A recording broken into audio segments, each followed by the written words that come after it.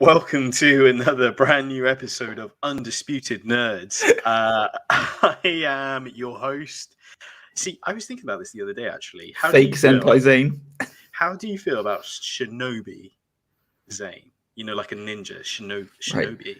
Once again, way too cool for you. But I mean, you're going to go with whatever you want. So just go with it. I'm sticking with Champagne Zane until the end of time. But if you want to be Shinobi Zane, then you go for it. Okay. At the end of the day, Tiger, it's your name. You do what you want with it. I like Tiger though. I might stick that at the beginning. Tiger Zane. Tiger Zane. Yeah. There you got go. a little Perfect. Cobra Kai to it. Yeah, there you go. As always, I'm joined by my fantastic co-host, the Gentlemanly Gamer. Hello, everyone out there in Radio Land. How are we all? Zane, how are you feeling this week? I'm assuming that you're hot, fresh, and ready to rock after a week of unforgettable madness in the world. Absolutely. I am so hot and ready. I poured myself a hot squash. Troy and Abed in the morning. Sorry, we do not own any copyrights to the show community. Please do not come after us.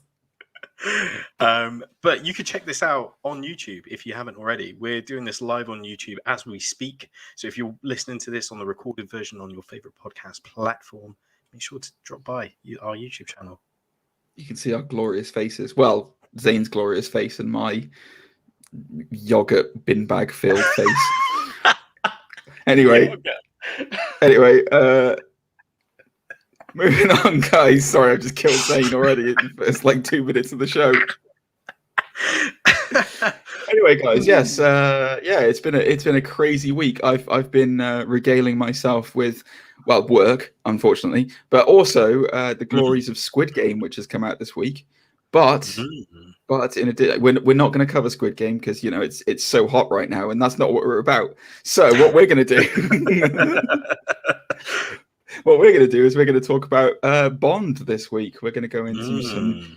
We'll talk a little bit about. It turns out he did have a time to die. No Time to Die, James Bond. We're going to talk a little bit about that and talk about our opinions on the best bondage. That sounded wrong. Sorry. But yes. What always becomes before that, Zane. Mm-hmm. What always comes before that is, what is it? The hottest tips and bits. Tips and bits. Oh, ladies and gentlemen, if you are unaware of our tips and bits section, GG over here likes to collect some tips and bits. And we sit down, we get ourselves a cuppa, and then we dunk our tips and bits in our cuppa to find out a little bit more. Just to be clear, everyone, we did not rehearse this before the show, so I don't know where the hell that came from. I don't know whether to be scared or aroused right now, but I'm both. So thanks very much. Thanks very much for that, Zane. That was a lovely introduction. You don't normally do introductions like that for me. I'm in an intro mood today. You are in an intro mood. It's lovely. Well, I mean, we've got. It's been. I'm going to be honest with you. I'm not going to lie. It's been a bit barren in terms of tips and bits this week. Not in terms of there being news out there, because there's been a lot of news, but just in terms of kind of like attention grabbing news that we would like to talk about. I'll talk about the thing. I'll talk about the thing that I discovered right before the show kicked off, and I was about to do a Bill Hader impression halfway through. He cut me off with the intro, but the Flash.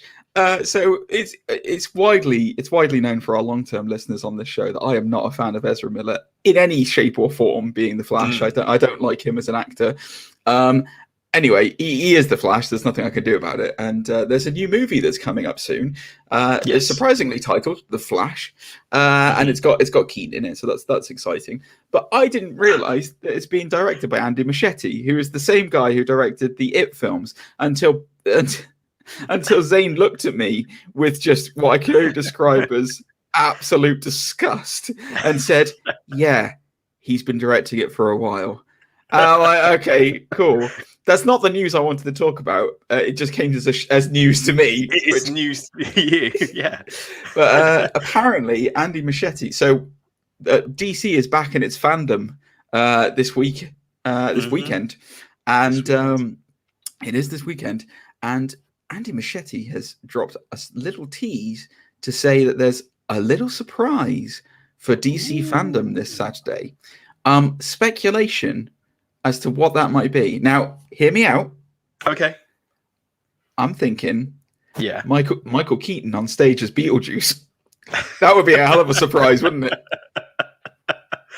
I wouldn't be surprised if he's already approached him about it. Be like, look, Michael, let's talk about Beetlejuice. Hey, Michael, you've seen my work in It. Look, I can do this for the Beetlejuice. But he's I know we're going into a little bit of tangent, but there's that young actress that could easily be the Winona Ryder character in Beetlejuice, right? Like the actress, which young actress? Who he's hired for Supergirl. Oh yes. I thought you meant from like It, and like I was like, wait, which young actress? Jessica Chastain. I don't think that works. I was thinking about if we're talking about Beetlejuice on a tangent, I was thinking of Millie Bobby Brown from Stranger Things. Yeah, I thought she would be really good at it. I think she'd be really good in that role. But yeah, anyway, I don't know what it's going to be. My guess would be a teaser trailer. Probably with like I would probably like the bat symbol or something, like locking into the Flash, or like what would be interesting. I'll tell you what would be really interesting. Yeah. This is really out there, Zane. So stick with me. Okay. Imagine if we got like if they reveal that the whole plot behind this film and the whole reason behind it was like the Flash Batman crossover, the Button, which was the introduction of the Watchmen into it. And they're planning on actually doing some Watchmen stuff in this film. Imagine if the teaser is that Button being picked up by Keaton's Batman. Oh, I wouldn't put it past them, is all I'm going to say. But the other thing it might be because Affleck's been doing work as Batman again. Yes. I don't know whether you saw. Forgive me, I don't have the source for it, but he was quoted in an interview recently as saying like it was the most fun since doing the first Batman. Being Batman again, because obviously he hated his Justice League experience, and which I thought was really interesting. I was like, maybe Batfleck will be like the surprise that everyone's not expecting him to be in the Flash, and then it turns out he is or something. But yeah, I don't know. It's just an interesting little thing. And when I found out that Andy Muschietti was directing it, it got me weirdly excited about the Flash. I feel dirty inside, guys. Yeah, he's been teasing a lot of things on his socials, though, isn't he? Like, he did the announcement for Supergirl with the costume as well. Of course, there was the bat costume with the spray painting of the Flash symbol over the top of it, which is really cool. To be fair, that is an excellent tease. Like, I love that. Yeah, which made some people even speculate: would he do the sort of death metals version of Batman Flash? I think it's called the Red Death. The Red Death, yeah, it is, yeah. So yeah, there's been speculation about that, but yeah, either way, I reckon we'll get a teaser. Oh man, tangenting a little bit again. I've just read Scott Snyder's last like Dark Knight like metal like crossover event thing, and it's just getting stupid. Like it's getting really stupid now. Like the Batman Who Laughs is back with more bad Batman, and it's like one of the Batmen is a building, one of the Batmen is a monster truck. It's like a dinosaur. Yeah, that's another. Yeah, exactly. It's just like no, it's too much. I really like the concept for the Dark Side Batman, the guy who's the Batman that's discovered the anti-life equation and killed Darkseid. That one's awesome, but like the rest of them, I'm just kind of like meh. Anyway, moving on. I tangent. So sticking with comic book movie news, Spider-Man. What did you think of Into the Spider-Verse, Zane? Did you enjoy it as a film? Yeah, it's incredible. Possibly one of the greatest superhero comic book movies I've ever seen. I would agree with you. Would you like to hear the title of the sequel that's been announced to Spider-Man Into the Spider-Verse? Well, I say been announced, is heavily rumored and probably going to be the title to Spider-Man Into the Spider-Verse. Would you like to hear the title?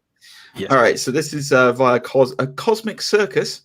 They are actually quite a reputable company when it comes to this kind of stuff.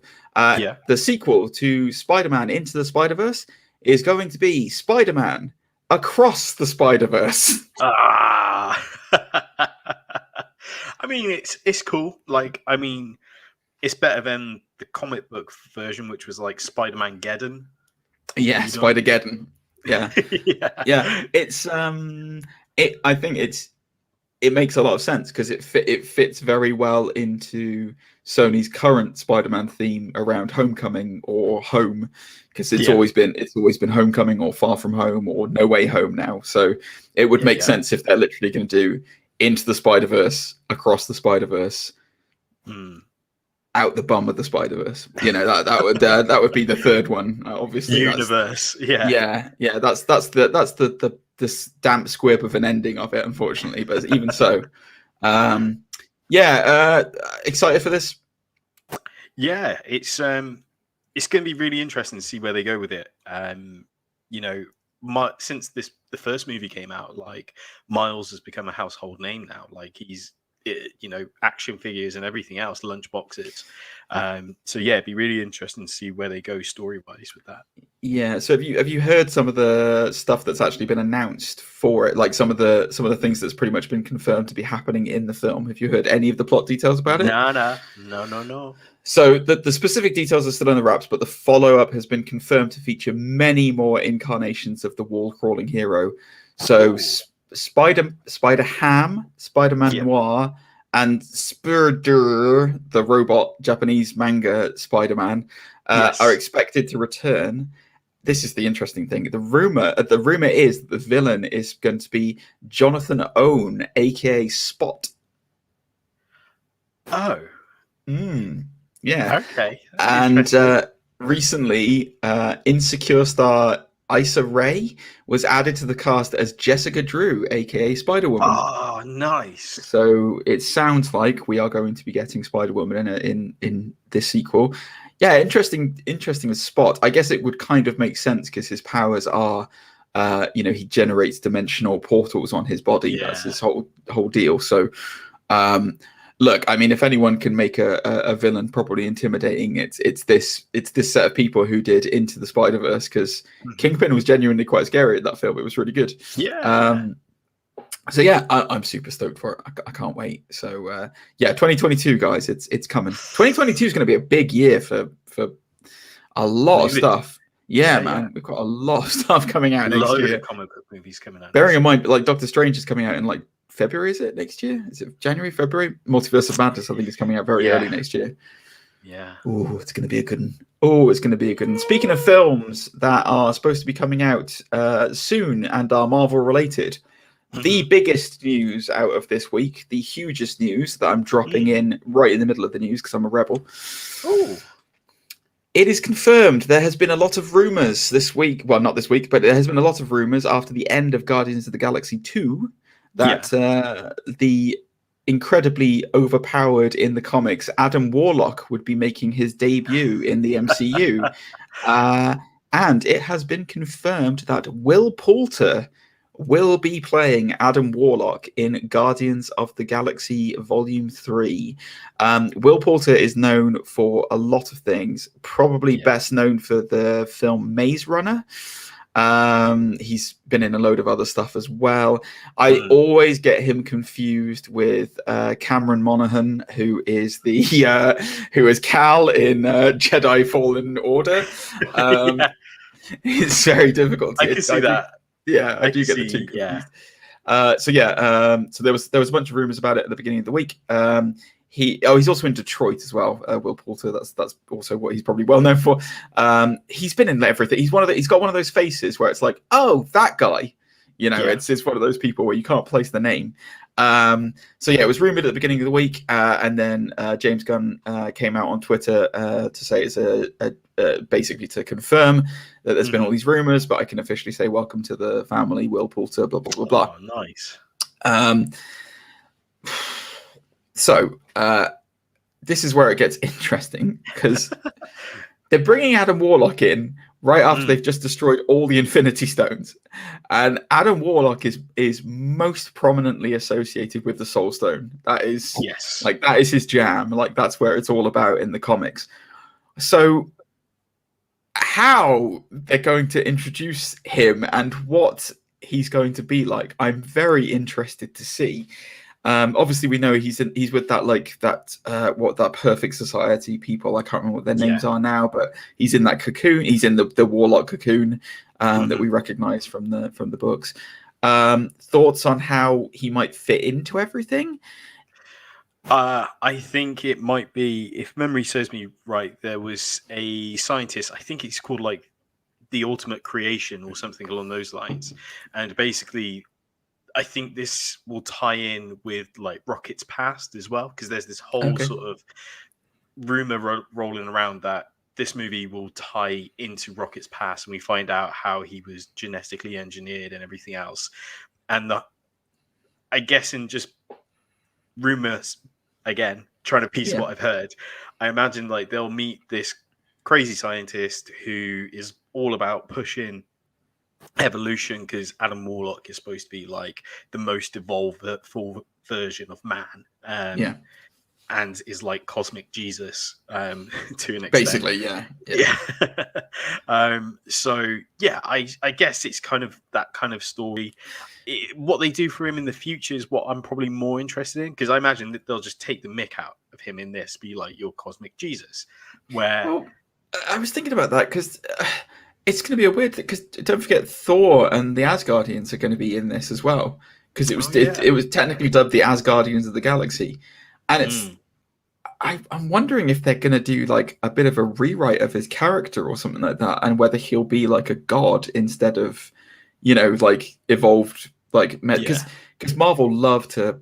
I was going to swear then. Marvel love to mix around with their characters and change their origins or change certain things or mash characters together, like with Enchantress and female Loki. So there's a high chance it could be that they're going to go somewhere that we've not seen before with this. I'm very intrigued. Like the one thing that does concern me is a kind of oversaturation with the film. Like, I don't want them to stuff too much stuff into it.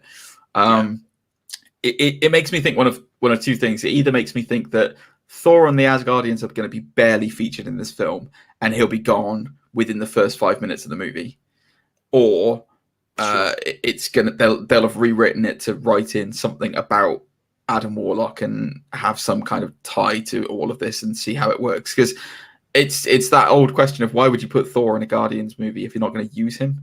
You know what I mean? Unless it's a tee up to like. Unless the Adam Warlock thing is a tee up to Love and Thunder, maybe. I don't know. I was just thinking that as you were saying it, like, it's got to set up Love and Thunder either way, because that's going to be the next spiritual successor. Thank you. Yes, from this. So yeah. Interesting. Very, very interesting. Very excited for Guardians 3. I love James Gunn and everything that he has done in the Marvel Universe. Guardians 2 slightly dipped, but like even so, it's been excellent stuff. So we'll see what happens.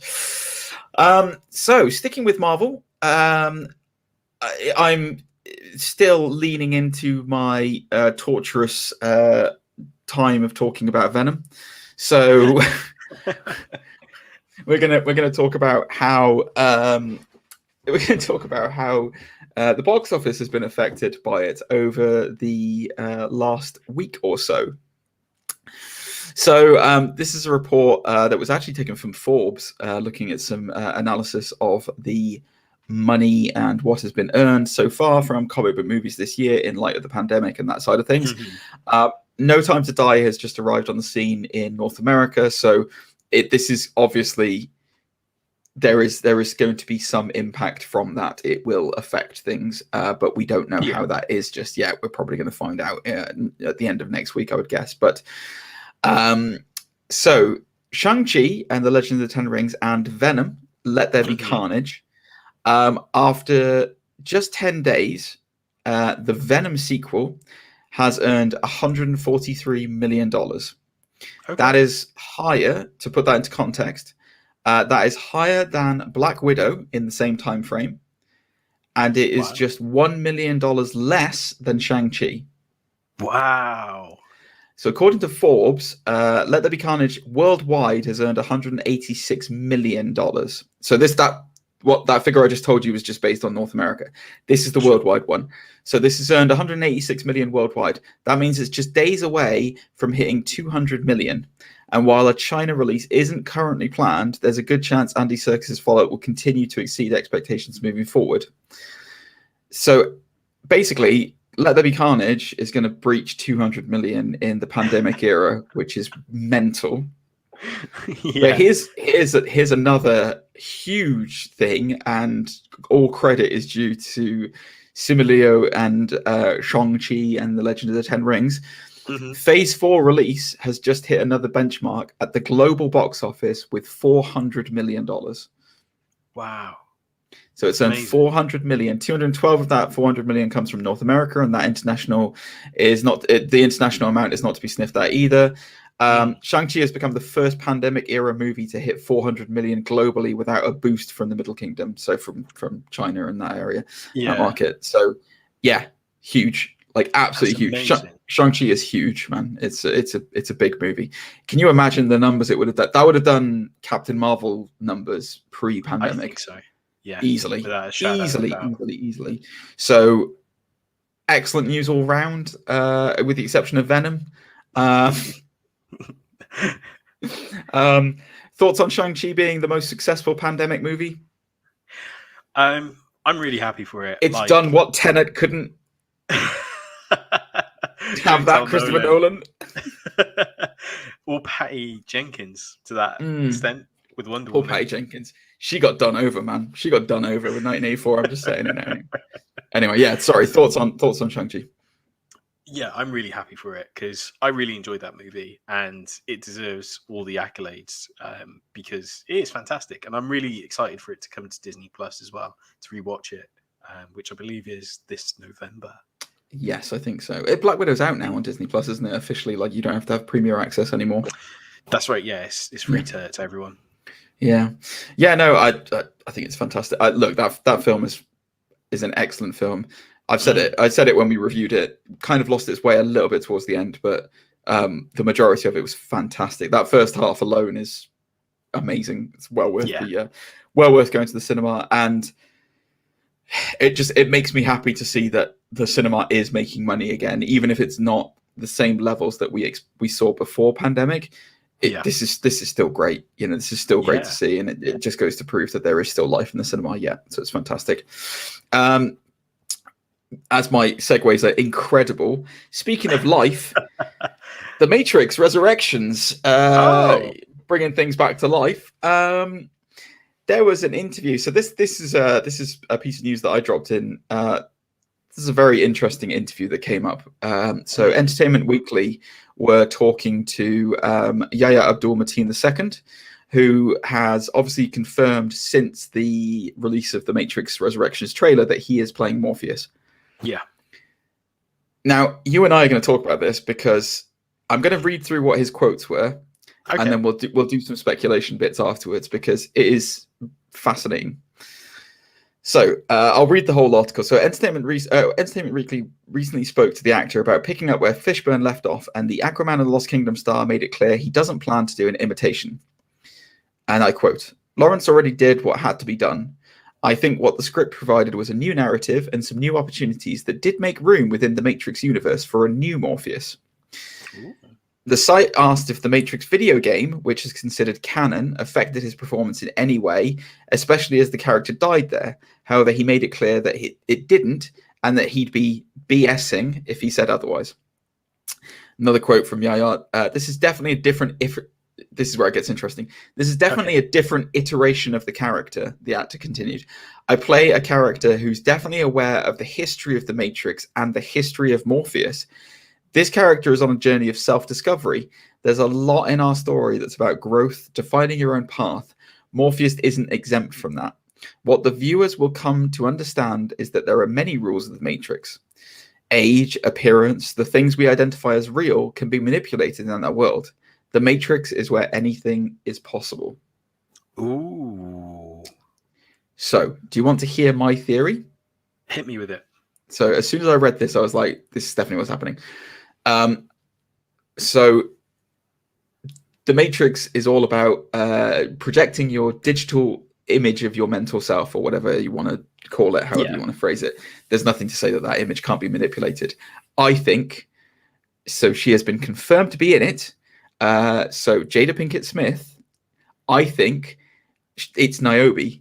I think Niobe is like basically using the image of Morpheus to bring Neo back into the fold, because Niobe means nothing to him, but she knows everything about Morpheus. She knows everything about him, and she knows about Neo as well. And if I was looking back at the trailer, because in the trailer he's talking about how Neo's in the Matrix, he's still looking for what's here and he can't leave until he's found it.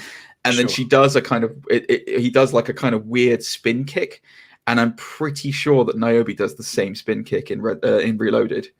And it was only when he said that I was like, there's nothing to say that the person on the other end of that jack isn't a lady. It doesn't have to be a man. It's just, that's how you represent yourself in the Matrix. You can be whoever you want to be.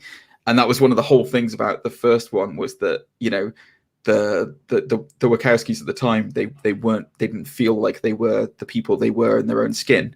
I see. And I know that they always wanted to play around. There was interviews with them in the first one where they played around with the idea, apparently, of having females being male and vice versa in the It wasn't Mouse. It was the lady with white hair in the white Switch. Suit. Switch, yes. Yeah. I think they were going to do that concept with that character. Yes, they were. It would make... How much sense would it make if they did that with this? And that's, she's using the iconography of Morpheus to bring Neo out. Wow. And like I said, nobody else knows. Like, the fact that he says, I play a character who's definitely aware of the history of the Matrix and the history of Morpheus. I mean, like, there's nobody who's a better example of that than Niobe, So it makes a little sense. Yeah. It does. And that definitely. And it's also nice that he's confirmed that he's not playing the same character that Lawrence Fishburne played as well, which I think was what a lot of people were worried about, where it's just like, oh, they're just doing the same thing again, but he's just young. And it's like, I'm sorry, I can't be more excited for this film. December cannot roll around quick enough for this movie for me. I'm so excited to see what they do with it, and I can't wait to be horrifically crushed by it when it turns out to be rubbish. I know what you mean, though. Like, when I saw No Time to Die and the trailer came up for this, I was like, it's that opening up your present early at Christmas, sort of. It's the bit when it's when Yaya says "time to fly," and then the White Rabbit song changes in the background and like goes like trippier, and it's just like every single time, and then it just says like this Christmas or this December or whatever it says, and like it shows the shot of like the Matrix San Francisco that they're doing. I get chills every time I watch it, like every time without fail. It's just like, this is going to be really good. This has to be really good. Please be really good.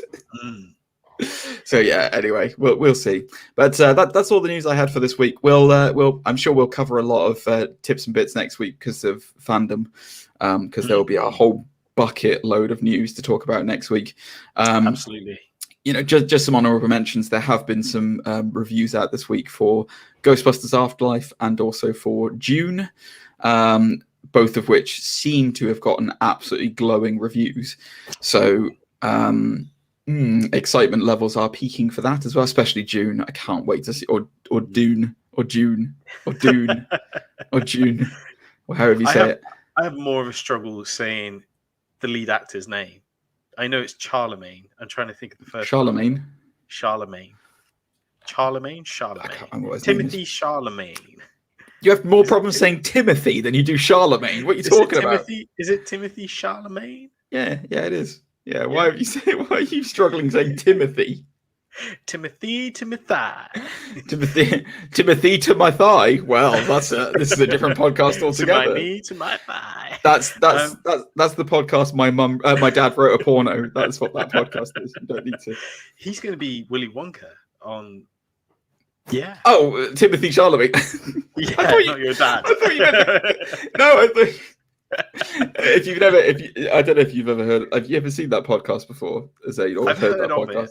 Right. Okay. It, I haven't. Yeah. So basically, the whole concept is that the dad has written the worst porno, like erotic novels ever, like absolutely ever, and they are terrible. They're really terrible, and they read them on air, and it's hilarious. So yeah. Anyway, sorry not to plug other people's podcasts, but it's very good. But yeah, I thought you were talking about the dad who wrote that is going to be in. And I was like, what? Yes, they did there's a little early shot of him as Willy Wonka, isn't there? It's been shot here in the UK as well. Is it in Pinewood or? I think there was like Devon. It was like oh wow, that's surprising. And then the other, like, they've moved up to Bath. It's not far. I'll pop over, get some chocolate. Anyway, yeah, that's the end of tips and bits. So, do you want to go on to the main event? Okay, yeah, sure. So today's main event is we're going to talk about some Bond. Like, No Time to Die came out, and you're right there. Yeah. Did you catch your toe on something under the desk then when you said that? Time to die. I just wanted to make it dramatic. I liked it. It woke me up. Good. I'm glad. No Time to Die came out, and what a movie. But this got me thinking, like, reflecting back on all the Bond movies we've had over the years. 25, I believe. 25 movies. There have been 25 Bonds, yeah. It's about 80 years worth of film history. There's been a lot of actors who've taken the role, and I wanted to find out, what was your favorite Bond? Are you talking to me or the listener? Well, listeners can let us know in the comment section down below, but as I've got you here and now, GG, let me know, as a man who loves sophisticated Bond movies.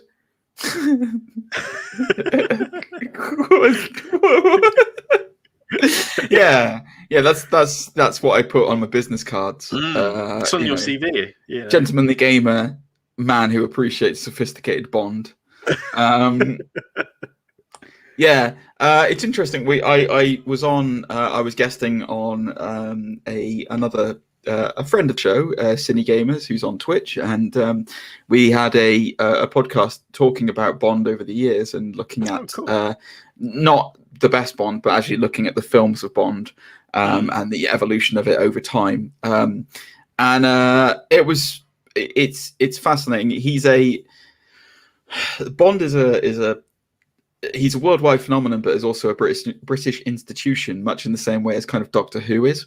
You know, it was birthed in the 60s, you know, post-war kind of Cold War era where, you know, spies were hot. You had kind of Tinker Tailor Soldier Spy was around. You had the Ipcris Files was a huge show at the time on the BBC. I think on the BBC. And then you've got flip that. Tinker Tailor Soldier Spy was the series, and the Ipcris Files was the film. And then you've got Bond, based on the Ian Fleming books. It's interesting when you look at early Bond; it's incredibly different, incredibly different to what we now know as Bond, as far as Daniel Craig's era is concerned. I will say it was eye-opening looking back over the history of it to see the evolution of the character of Bond. So I mentioned it in Cine Gamers. I'll bring it up here. There's a fan theory that is out there that I think is personally excellent, and I do sign up to. So the fan theory is, why the hell does James Bond's face keep changing? And yet he still introduces himself as James Bond all the time, and yet nobody knows who he is. It's the weirdest thing. A spy who goes around and tells everyone his name's James Bond, and yet nobody knows who he is. Espionage, yeah. No, exactly. Like king of stealth. the fan theory is that the double O part is actually the ruse, and the number means nothing. The actual agent part is his name is not James Bond, really. He is a code name, James Bond. So when you join MI6 or whatever the service is, say Senpai Zane goes and joins the British Secret Service tomorrow. They say, your life is over now. Senpai Zane is dead. You are now James Bond from this moment forward. And that is why his face changes. That is why people don't know who he is, because it's a code name, James Bond. That is the idea behind it, which I really like as a theory, because it explains away why there have been different ones. It explains away why there are different eras of it, and it explains away why every movie up until the Craig era have really been their own individual mission, their own individual piece. There wasn't such a thing really as interconnectivity in the movies, except when they have like these arcs, like in the Connery era with Spectre, with some of the other I think Brosnan had he had Robbie Coltrane was like his like tie across a couple of films and stuff, but you don't really that for me is a fantastic fan theory that explains away why James Bond is different. Attitudes in these films have changed a lot. A lot. You look back on the Connery era, and the Connery era was definitely a microcosm of a time. And you look at just some of it. I'm going to be delicate when I say these kind of things, but attitudes towards minorities and women especially were very different to what they are today. I believe the word disgusting comes to my mind. No greater example of this, as I cited in Cinegamer's podcast, was when Sean Connery's Bond is talking to somebody whilst there's a lady with him, and he slaps her on the arse and says, enough man talk, you go do something else. Wow. So try getting away with that these days. I don't think that would happen. No. It's very, very disrespectful. So it's interesting. So we might as well talk a little bit about No Time to Die whilst we're here, because it is the hot Bond out at the moment. So guys, we're going to brace you for massive spoilers for this. Huge spoilers, because it's impossible for us to talk about this without doing spoilers, because some of the events that happen in this film are huge when it comes to the Bond mythos and evolution of the character. So I'm talking too much. What are your thoughts on Bond? I apologize, Zane. I'm sorry. No problem at all. My thoughts on Bond is, growing up, it's always been around. It's one of those things, like you said, it's an institute, a bit like Doctor Who. But it wasn't. I probably took notice in the Pierce Brosnan era, just because it was action movies in the early 90s or the early noughties, shall we say, and films like GoldenEye with the co-release of the game as well. Yeah, just blew my mind on so many levels.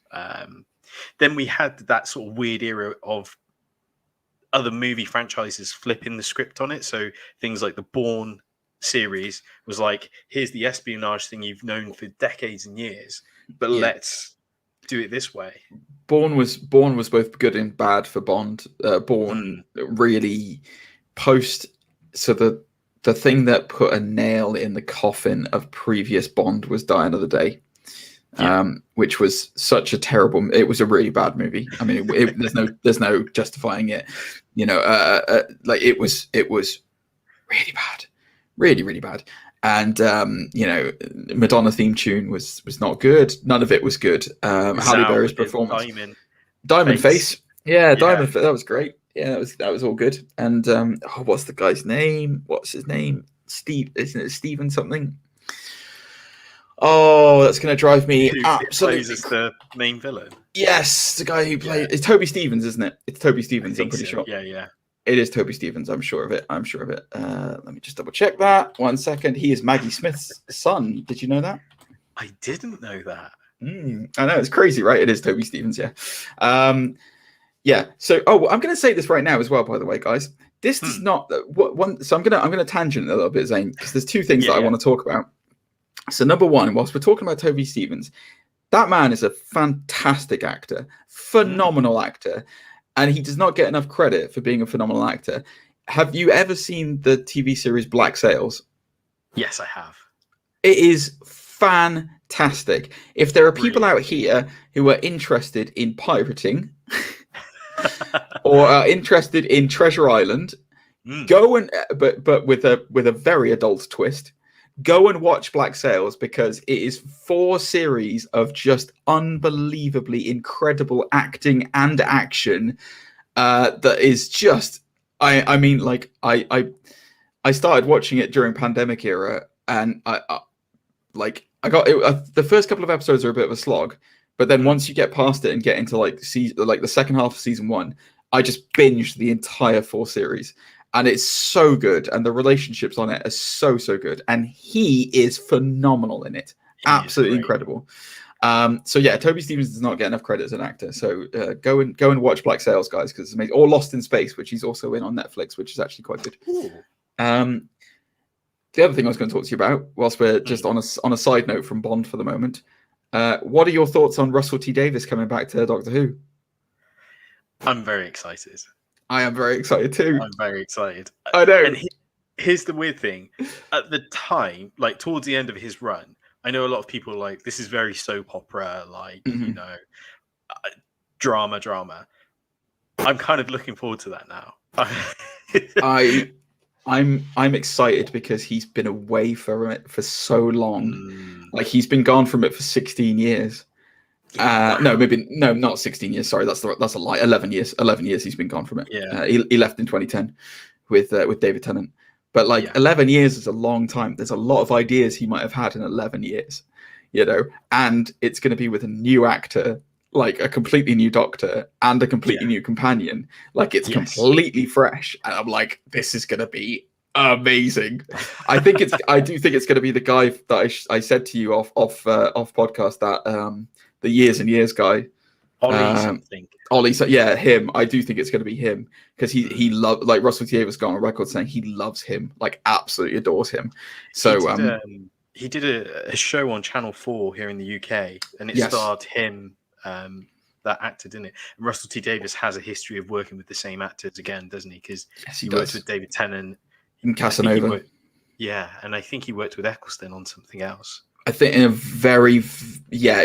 think Eccleston was more of Eccleston, if I recall correctly, was more of a producer's kind of choice of, like, he'd be good for it, as opposed to we've worked with him, which is why he didn't come back for season 2, because he had a falling out with the producers. But yeah, man, I am so excited for Russell T Davies. You know, the first, I didn't have so much of a problem with Chris Chimble's first season. It was fine.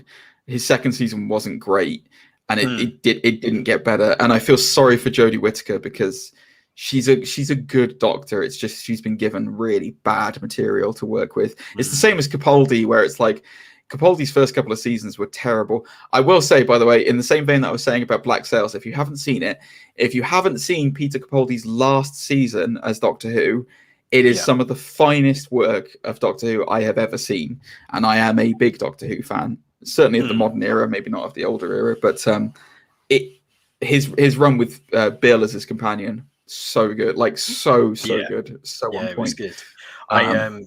I always wanted Toby Whitehouse, who wrote a couple of episodes. I've always wanted him to be head writer. I've always thought him as head writer would be fantastic. He may well come back to it. You never know. Anyway, sorry. We should just do a Doctor Who episode. That's what we're gonna have to do. Yes, we should. We'll do a Doctor Who episode. Anyway, sorry guys. So yeah, going back to Bond. The biggest thing in No Time to Die. Well, the two biggest things in No Time to Die. So it's a continuation over from Spectre. So Bond's still got his missus. He's still got Leia Sadu. Yeah, off in the Italian Alps. So I'm not going to go through the whole film here. There's no point. The biggest footnotes from it is Rami Malek is barely in this film. Yeah. Which I was really disappointed by, because I really thought they'd reveal that he's Dr. No. He's not Dr. No, just for the record, but I really thought that was going to be a nice little cyclical thing where it'll be like Sean Connery's first bad guy was Dr. No, and Daniel Craig's last bad guy is Dr. No. I thought it was going to be a really nice thing to piece that around, and they just didn't do it, which I was like, ugh. Bond has a daughter. Yes. Thoughts on that? I mean, yeah, okay. I guess, like, I mean, it doesn't fulfill the animated series James Bond Jr. by any means, but I forgot about that canon. Yes, you're right. Damn, how are they going to fit that in now? That's awkward. God, I remember that show. Man, that's bringing back some memories. James Bond Jr. Oh, that's great with Jaws. Weird, massive, like metal chin Jaws. Oh, thanks for that, Zane. I haven't thought about that in a long time. That's great. I'm gonna have to go and find that on YouTube later and just watch it, just for the intro. I guess it won't fulfill that prophecy anymore, but here we are. It's a new era, I guess. Prophecy, like Indiana Jones. So yeah, anyway, I think it gave his character. So the one thing I will say about Daniel Craig's era of Bond, it's certainly the most character-driven era of Bond. Absolutely. Like this is not the regular James Bond that you have seen for the last 20 movies before it. They really have done an excellent job of fleshing out the depth of his character. And making him more human, really. Like there's and I think this was the final piece of the puzzle. It was that he's now a father, so he now has more to lose than just Queen and country. God bless your mom. I really enjoyed No Time to Die, which is why I was really surprised with the ending of it. Zane, what happens at the ending of No Time to Die? So at the end of No Time to Die, he saves his beloved and his daughter, and sadly, he stays behind and has to die. Yeah. So spoilers, guys. James Bond dies in this movie. Like, and I'm not exaggerating. I'm not being like jokey with it. He gets blown up. Like he properly dies. Like he basically gets a virus put on him that means that he can't ever touch his daughter or wife again, and if he does, they'll die. So he self-sacrifices basically and kills himself. So I have two thoughts about this. Yes. So number one, it means that the next movie is going to have absolutely no connection whatsoever with anything to do with Daniel Craig's era. It's going to be a completely separate thing. It also means that my theory about the James Bond name was right, because in this there's a 007 and they confirm the number means nothing because it's not James Bond. So my theory is correct. I'm sticking with my guns on that. So yeah, the next they actually at the end of the movie, the sting actually says James Bond will return. If you didn't notice that at the end of the credits, when they roll, didn't stay for the end of the credits, right? No. So at the end it says James Bond will return. So the Broccoli family, who are the producers of the film, they've already confirmed that they're going to do casting for James Bond in 2022. So they are going to recast it, and they are going to cast another James Bond. So that was the first thing that came to mind, was like, oh, they're going to completely reboot everything again, like total reboot, total fresh reboot, not the TV series. Second thing was that Daniel Craig is this generation's Harrison Ford, and finally got his wish, because the character that he's most beloved for, he managed to kill off. And by the end of it, he absolutely hated playing it. He hated playing James Bond, and he just wanted to be the, what's his name, Ducard or whatever his name is from from Knives Out. That's all he wants to be anymore. Benoit, that's the name. Benoit. No, it can't be Benoit. Is it Benoit? Wait, have I just filled in a wrestling thing there? Oh God. Oh God. Oh God, the show's got dark. Quick, move away. Move on. What's his name? Benoit Blanc. Benoit Blanc, that's his name. So yes, I was right. Good. Whew. I haven't taken us down a dark path there. Yeah, he just wanted James Bond to die. That's the whole reason he came back for this film, was primarily just to kill James Bond. Daniel Craig is vindictive, guys. He's a vindictive, lethal man. I think when we're looking at our topic for today, when we're looking at the best Bond, that I think that we should approach this in two ways, Zane. Okay. I think we should look at all 6 of them. Mm-hmm. Yeah, 6 of them. And we should say what the best traits of them at that time were. Okay. And then we should say our personal picks for who personally we think are the best Bond, because saying that one Bond is the best above everything else is impossible, because you and I can say, oh yeah, like Pierce Brosnan was our favorite Bond because that's who we grew up with. Of course. But then somebody else will have watched Sean Connery when they were like 16 and been like, Sean Connery's James Bond is the only James Bond I'll ever love. You know what I mean? It's like, it's so subjective who the best Bond is. So, so looking back through the era, so just starting with Connery. Yes. So Connery's Bond, the reason why he was so appealing was that he was what I would describe as charismatic. Charismatic, smooth as you like, smooth like a creamy butter. But also he was that kind of like rough and tumble, like you could see him like being in a pub drinking a whiskey, beating the hell out of somebody and then straightening his hair and still going out for dinner or something. You know what I mean? Like he was like, he basically was. It basically was that. He was like a king. Manners maketh man. And he exuded that kind of like crazy masculinity at the time, which people loved and got drawn towards. I mean, Connery as a person, horrible man. Absolutely horrible. Let's not go into his character here. You knew I was going to bring it up. I could see the look on your face when I started talking about it. He was like, "Oh God, he's going to talk about it." Doing research for this podcast, in my YouTube history, it decided to come up with that video of Sean Connery being rude at a red carpet event. It's amazing. It's the most amazing thing. So for the last film that Sean Connery ever did was obviously the fantastic and sadly Oscar missed League of Extraordinary Gentlemen. And I sent Zane there's a shout out to my friend Bladebot, who is one of my moderators and is out there in the ether. If you're listening, Bladebot, I love you. He pointed me towards a video of Sean Connery at a red carpet event for that film. And one of the interviews, I mean, to be fair to Connery, the interview did not open it well. The opening question he said was, it's been so long since we've seen you. Where have you been? And Connery's response is the most anger-fueled, like passive-aggressive response you've ever heard. Where he just looks at him and just goes, "What do you mean, where have I been? I've been working my ass off. Where have you been?" It's one of the best things I've ever seen. And I sent it to Zane after we had a conversation about Sean Connery on the podcast previously.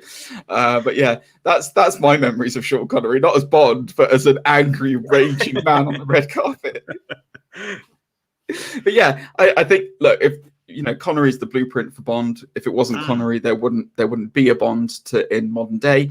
I still stand by Goldfinger is a masterpiece of cinema. If you're looking for example, I'll go through as we go through the eras of Bond. I'll talk about what films were personally, in my opinion, the best films that they did as Bond. Connery's is easily Goldfinger. It's to this day, I can still sit down and watch Goldfinger, with the exception of the, inappropriate behavior towards women and certain races. Yeah. Apart from that, it's an immaculate piece of cinema that should be watched. Especially if you're looking at zeitgeist and that side of cinema to see, signs of the time and the age. It is worth a watch. So. For me, like Connery's kind of rough and tumble, whilst also being smooth as silk, was what made him a good Bond. What are your thoughts on him, Zane? Apart from the anger. Yeah, I think with Connery, it is kind of like, again, his charisma with that role. At the same time, I feel like product placement kind of is a key thing in that as well, because you wouldn't get things like the watch, the Aston Martin, and like everything else around it. You're like, oh my God, that's amazing. Because I think the Aston Martin didn't appear until Dr. No. No, Doctor No's the first one. So no, it didn't appear till Goldfinger, I think, was the first appearance of the Aston. Yeah. It may have been from Russia with Love. I'm not sure. Don't come at me, nerds. But I'm pretty sure it was Goldfinger was the first time you saw it being used, like with gadgets and everything, where it was they were ejecting people out of it and stuff and all that kind of jazz. So yeah, that was the first time the DB5 was used in it. Got yeah. I think he drove like a Jaguar or something in the first one. I think he didn't drive an Aston in Doctor No. I think he drove like a Jag or something different. I correct me if I'm wrong, guys, but I'm pretty sure he was in something else in that film. But yeah, anyway, so I digress. Yeah, so I think, like you said, he is the blueprint that they kind of expand on, and at the same time, like, it was obviously a success enough to have a chain of movies. That's the other thing from the 60s as well, is kind of unheard of at that point, because from there, I think he had another 4 movies after his first? 4 movies after that, then he had a break, then he came back for another one. Yeah. Because he left after You Only Live Twice, and then George Lazenby came in and did On Her Majesty's Secret Service, which flopped so heavily that then producers wanted to bring back Connery, so they brought him back for Diamonds Are Forever, which was terrible, and then he left. But it's funny you should mention George, because I distinctly remember like him falling in love with, I can't remember her name, Diana Rigg. And her death in the car accident. Yeah. Okay, so let's look at Lazenby. He's Australian. That's about all I got to say, really. That's it. Doesn't he have like the Austin Powers sort of like outfit as well, with the frilly collar and it was great, wasn't he? Anyway, moving on. No, Lazenby had a difficult gig because he came in after the most popular, arguably the most popular Bond ever, in Connery, and he only did the one movie. You can't really judge a lot on his performance. He was fine in the role. He didn't bring anything new to it. He didn't bring anything that stood out. I guess the one thing that did stand out, as you said, was in that movie, Bond gets married and then his wife gets murdered before the end of the credits, which is somewhat of a motivation, I guess, towards why he is how he is. Lazenby just didn't resonate with me at all. There was nothing to there was nothing new that he brought to it to stand out.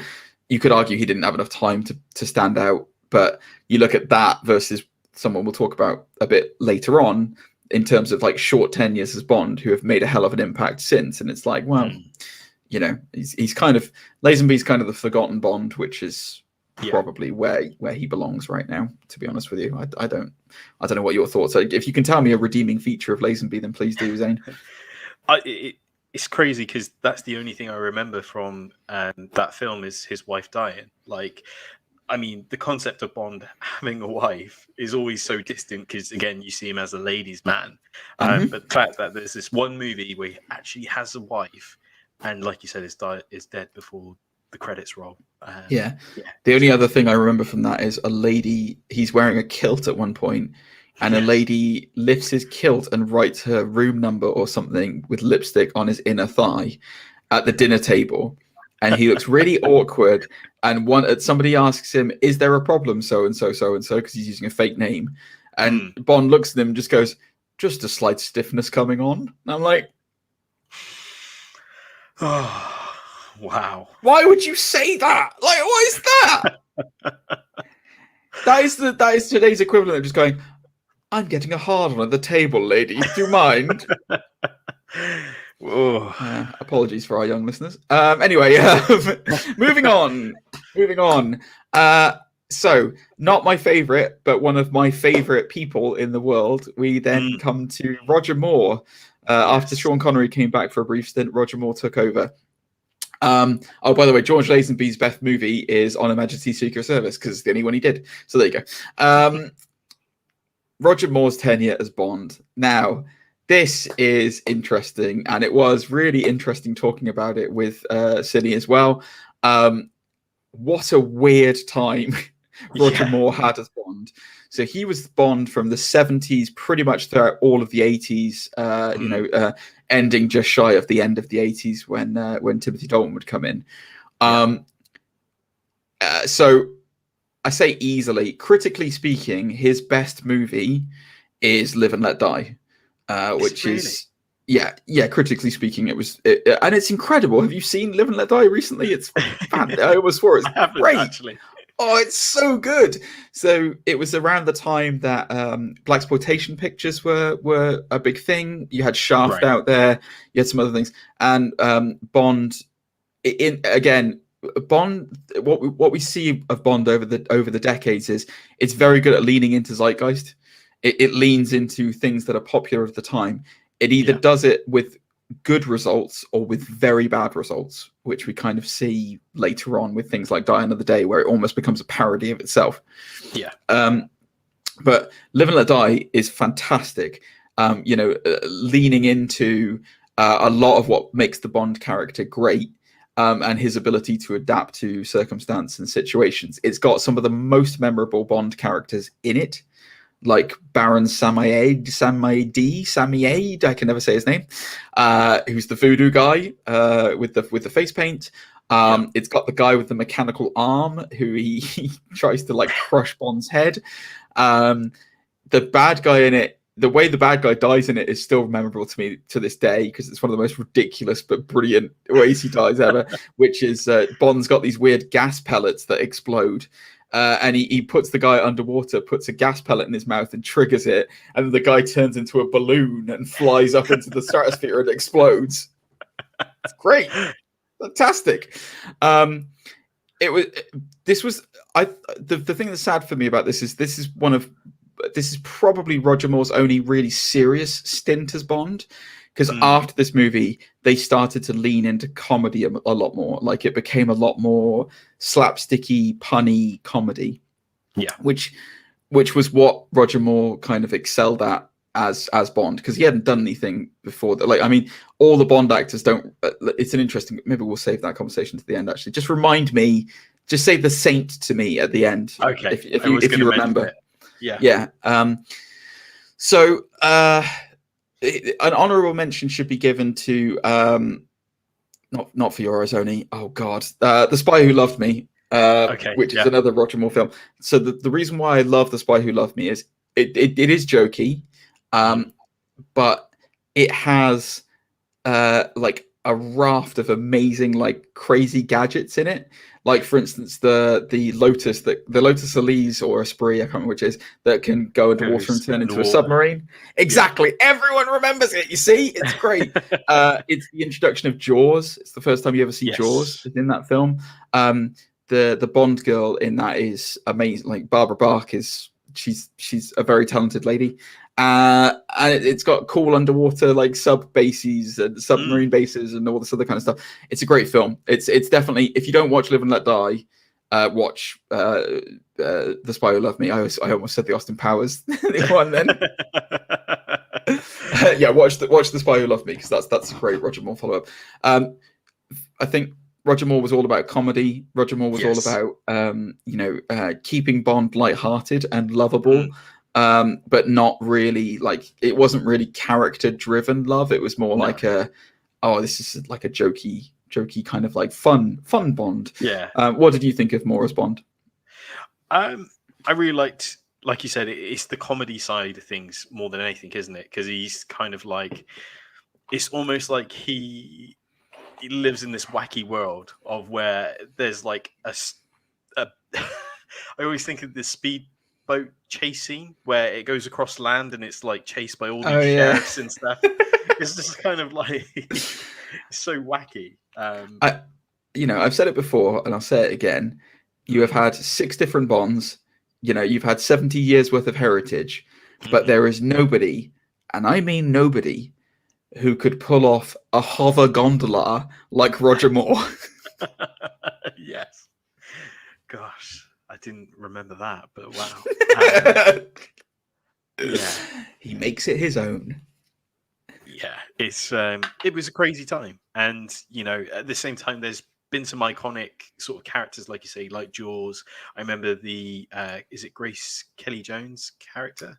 Grace Jones, sorry. I don't know why I put Kelly in the middle. I don't know why you put that in there as well. I think you know Kelly Jones in real life. That might be why. There you go. But yeah, I've always thought they've always been great little movies to watch, especially movies like Thunderball as well. As weird as they are, but yeah. I love Roger.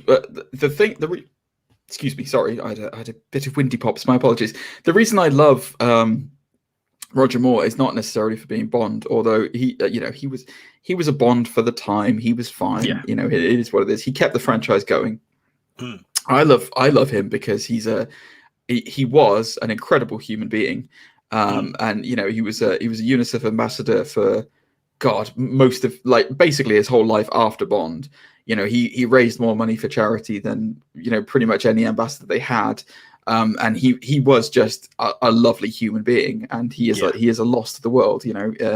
Roger Moore was a real gem of a guy, and I will always say that. And he's a great dude. So moving on from Roger Moore, we come to I think I absolutely love him. Yes, yeah. He's my favorite. To Timothy Dalton. Dalton, yeah. Yes, yeah. I'm a slasher. I'm a slasher of prices. Especially that, who could forget that performance as Rassilon? Exactly. So many good performances. Yes, exactly.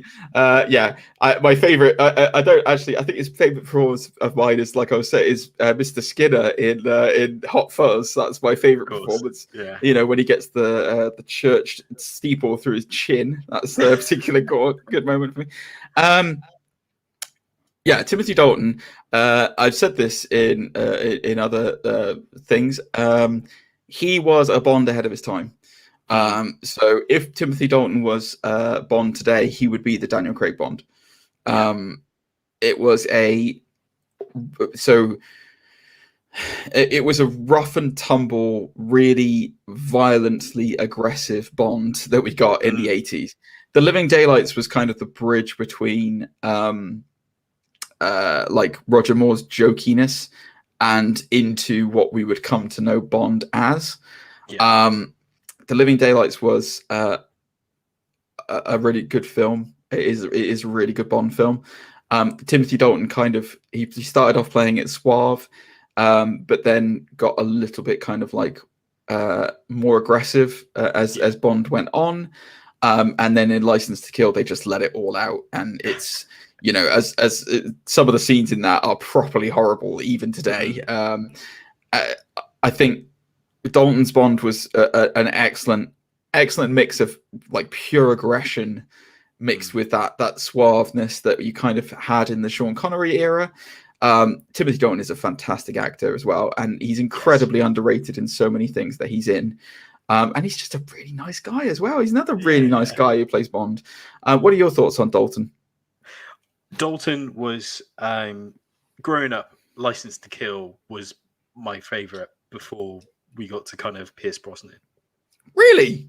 Because it's so action packed. It's because it's so violent, basically. Yeah, it's almost like an. You just liked it when they made that guy's head pop. But the other thing about it as well, like you said, the aggression side of it.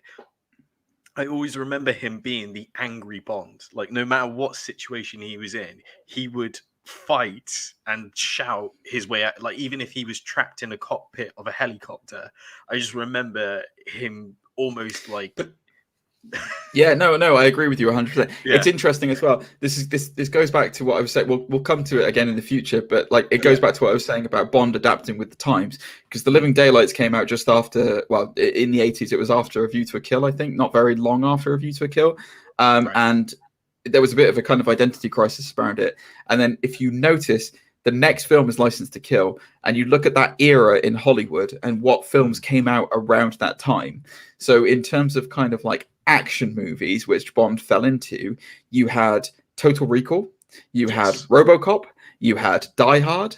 You know, I would suggest that all of those films, which were very, very successful, they're not known for their their PG ratings. They were ultra violent films, and you can, especially the Verhoeven movies like Total Recall and RoboCop, like they're properly violent, and you can see the influence that Hollywood has bleeding into Bond.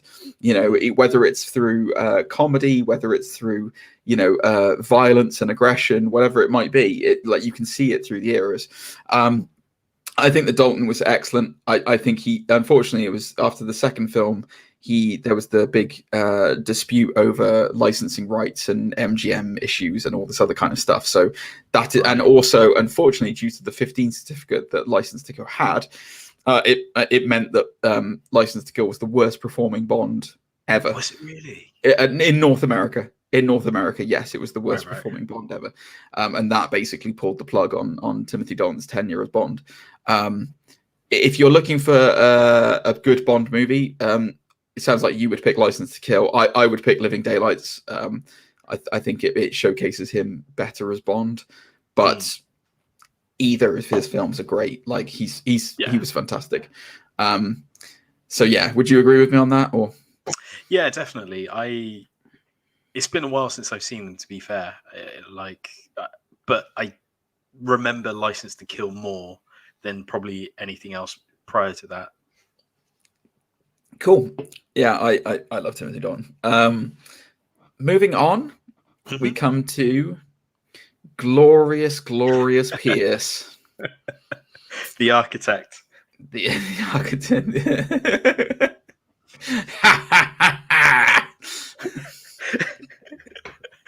You just got what I was doing. You just got what I was doing, didn't you? The architect. Anyway, Pierce Brosnan. Pierce Brosnan. So Pierce Brosnan was my Bond. So I grew up with Brosnan. He was GoldenEye came out when I was 13, I think, maybe a bit older or a bit younger. No, I was 12. I was 12 when GoldenEye came out. Incredibly influential in my teenage years for many different reasons that I won't go into on a family-friendly podcast. Xenia on the top had a particular impact on me. GoldenEye was amazing. Pierce Brosnan was the 90s. You look at the way that Bond is again over the eras, and Bond in the 90s. The reason I still believe that Bond was popular because Brosnan's films were super popular in the night. Like whether you want to admit it or not, Brosnan brought Bond back from the brink. He really did. His films anyway, and he was a return to nostalgia. You and I being wrestling fans, we're more than aware that nostalgia is an incredibly powerful tool for cinema and for just entertainment media. And Pierce's Bond exhumed the kind of mix of like rough and tumble aggression with slickness that Connery had, mixed with Roger Moore's kind of like jokey, punny Bond that everyone loved, even though they were just schlocky as you like. Yeah, and he was a mix of the two of them. If the one thing that was bad about Brosnan's Bond was that it wasn't really his own. It was more like he had an identity crisis, and he was playing two different Bonds that were just mashed together. GoldenEye, personally speaking, is maybe my favorite James Bond film of all time. Nice. And there's two reasons for it. One, because it was the first Bond film I ever saw. Because I hadn't watched Bond up until that point. And secondly, because not just for Pierce Brosnan in it, and I think Pierce Brosnan is really good in it, but Sean Bean is amazing in that film. Amazing. And it's hard for me to say the word Sean Bean and not say your B word right afterwards, but okay, King of the North. So that will make sense later. I'll send you something later, Zane. It'll all make sense. Okay. So yeah, this was Bond facing a dark version of himself, Alex Trevelyan, who was 006. It's great. Like, it's just really good. And then Tomorrow Never Dies was all about media manipulation and how people in charge of the media can do bad things for the wrong reason. That was really cool. It was cool. It was a good film. World Is Not Enough it started to kind of fall apart, but you had this interesting play on what the Bond girl identity was, because the Bond girl actually turned out to be, one of the Bond girls turned out to be the main villain. And then you had Die Another Day. Before we talk about that, what were your thoughts on Pierce Brosnan's Bond? Like you said, it was. I grew up in the same sort of era, again with Pierce Brosnan. So his movies were always like the staple when it came to Bond in my mind for the longest time.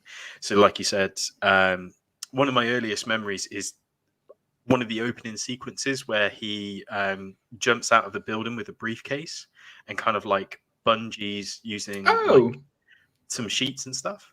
Yeah, with Michelle Yeoh handcuffed to him. Yeah. Yeah, that's in Tomorrow Never Dies, yeah.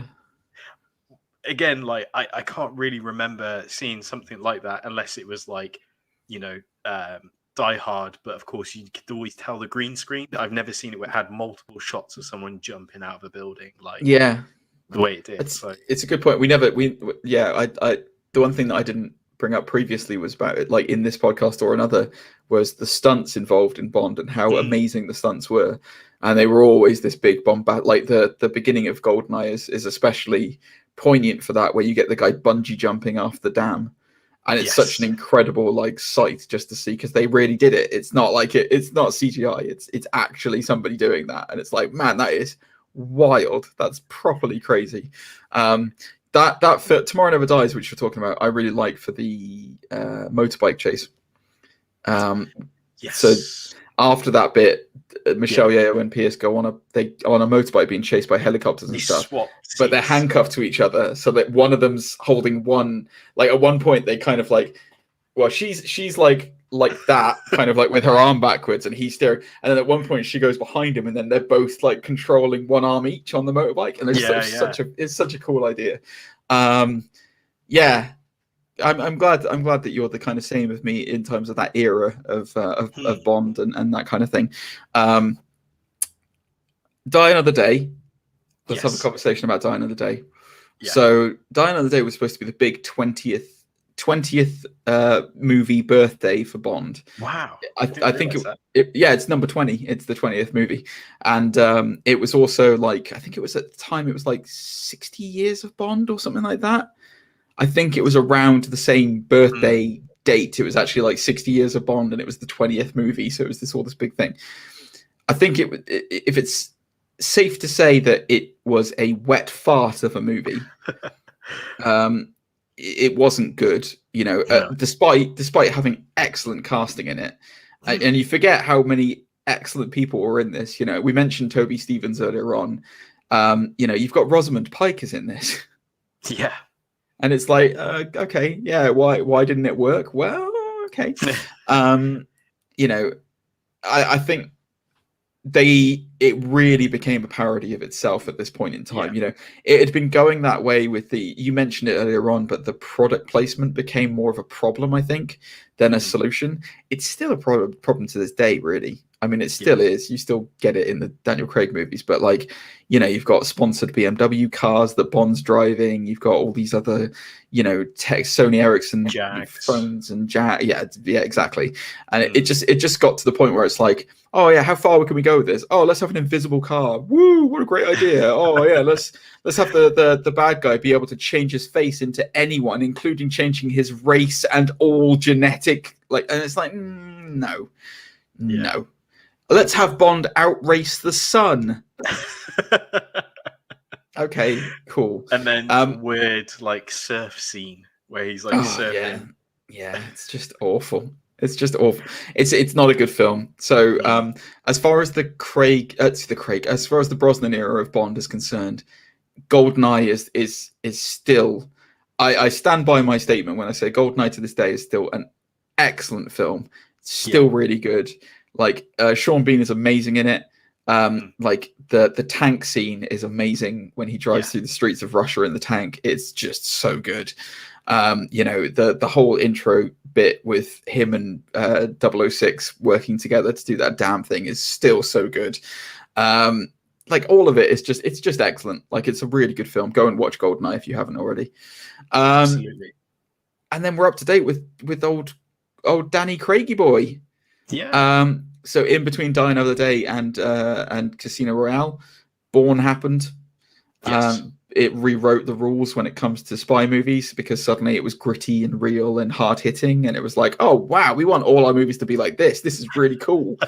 And then Bond was like, yeah, all right, then I'll do that. So Daniel Craig is easily the most character-driven Bond, and the reason why is because he had such an over arc of the 16. Can you believe he's been Bond for 16 years? I can't believe it. It's crazy. Like, I think Casino Royale came out in 2006. Yes, it did. So he was cast. He was announced as being cast in 2005. So since 2005, he's been Bond, and as of recording this, it's 2021. So he's been Bond for 16 years. That's insane. And he's done 5 movies. Slacker. Casino Royale is fantastic. I'm just going to say it right now. It's great. 100%. Really well made, really well done. Just a really great film. Bond was this perfect mix of like British gentleman, which is such a cliche in today's society, but British gentleman mixed with like hard-hitting Jason Bourne actiony kind of, rugged as hell.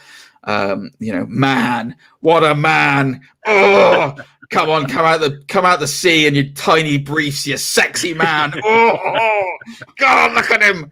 I'd like to have him investigate me like a Benoit Blanc. Oh. So Casino Royale is really good. It takes us on a journey as well because the opening sequence is him getting his 00 license. Which that was really the thing. They treated it like a full reboot of the series, like it was like this is the beginning of Bond kind of thing, which was interesting. So sorry, carry on. My apologies. Just kind of expanding on that. It's interesting. Like we're taken from the ground zero. Here's him getting his 00 license. Here's him going on his like first sort of 00 mission, and then it just kind of spiraling from there, which is really cool. It has my personal favorite Bond girl ever in it, Eva Green, who is Vesper, who is the first person he's in love with, I guess. Yes. She's incredible in this, and it sets the scene for the future of Daniel Craig's Bond, really. And it's interesting because that arc still continues even in No Time to Die, because he visits her grave in No Time to Die. Yes. And that killed me in the cinema when he went to visit her grave. I was like, oh my God, like it really choked me up. It genuinely did, especially when he said, "I miss you." It was like, oh man, that's really that hits me right in the feels. Because it's beautiful continuity that's just like it paid is. off.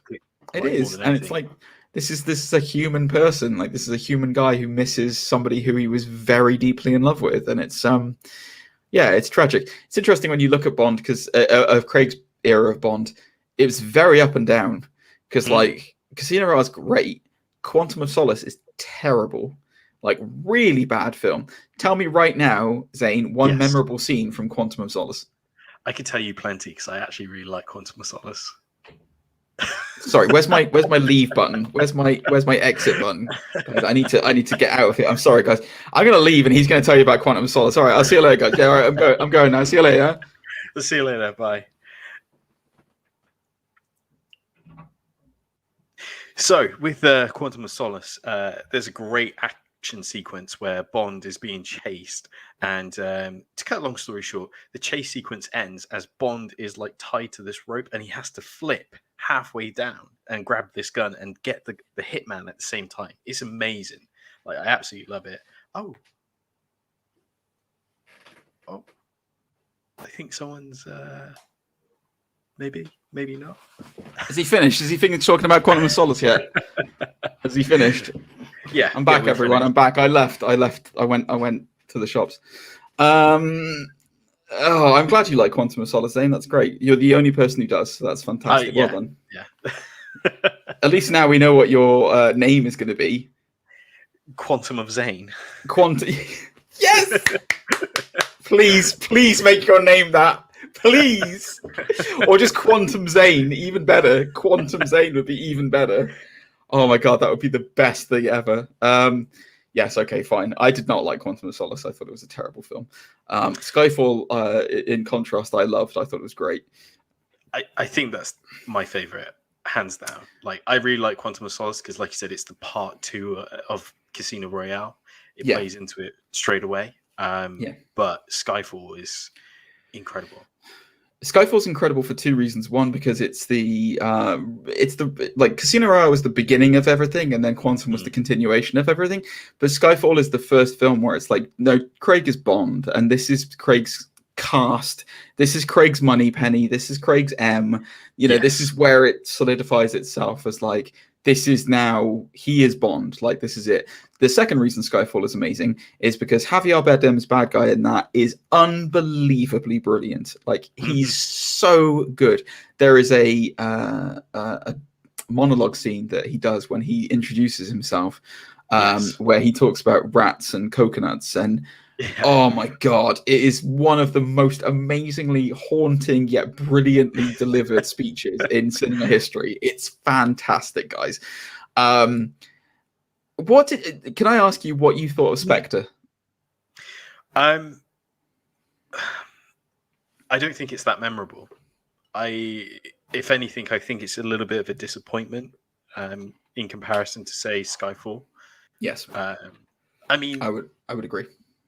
Play by play, it does everything well. Like, you finally get to see the big baddie behind everything. I think the other thing as well, we got told there was a secret organization, and we all assume it was Quantum of Solace, and then to find out there's a bigger secret organization, it was kind of like, okay, yeah. Well, I think Quantum was basically like wasn't it supposed to be like the front of like Spectre? Like, it was always Spectre, but Quantum was like the pretend. Yeah, it's supposed to be one of the arms, because the whole idea is that the arms are all different organizations, but Spectre's the big one at the end. Yes, that was it. Yeah, Spectre was not good, and I can understand why Craig wanted to, why he was persuaded in the end to come back for No Time to Die, because Spectre really was his like send off. It was his I'm leaving, like I'm leaving with the girl and I'm getting away kind of thing. And it almost, you could see it was like being set up to be the end. That was it. But yeah, it just wasn't good. And then we look back around to No Time to Die. So I would say, in terms of Daniel Craig's tenure, Skyfall is the film you want to see if you want to see the best Daniel Craig era Bond, speaking personally.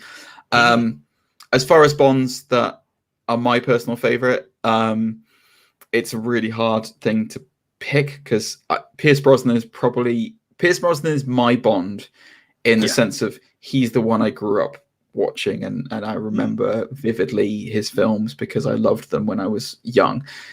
Contextually speaking, and from a standpoint, I can see the benefits in all of them and what they all brought to it, apart from Lazenby.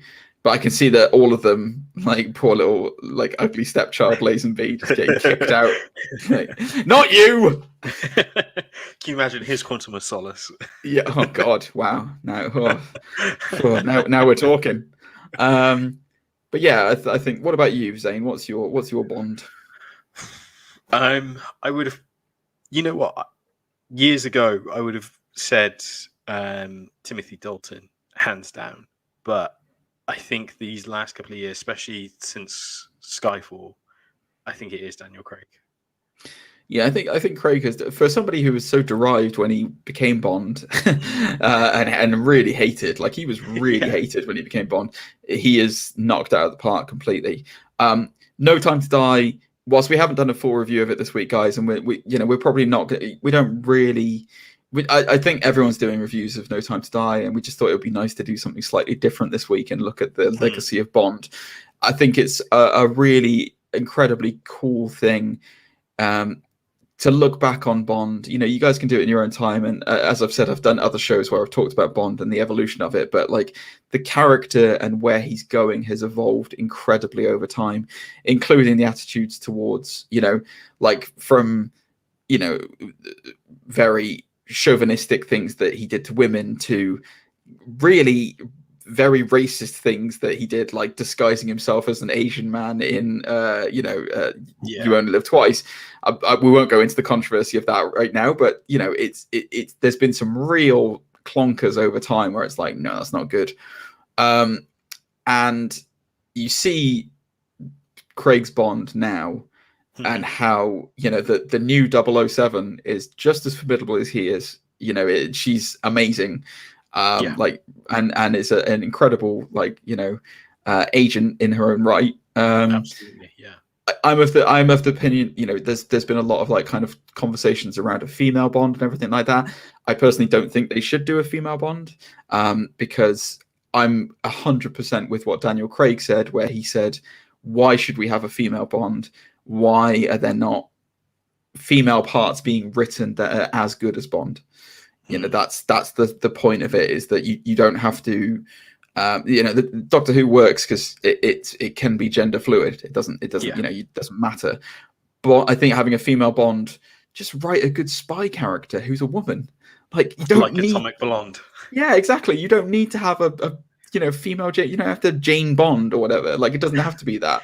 You know, just write a good female spy. It's, you know, it is what it is. But yeah, interesting breakdown.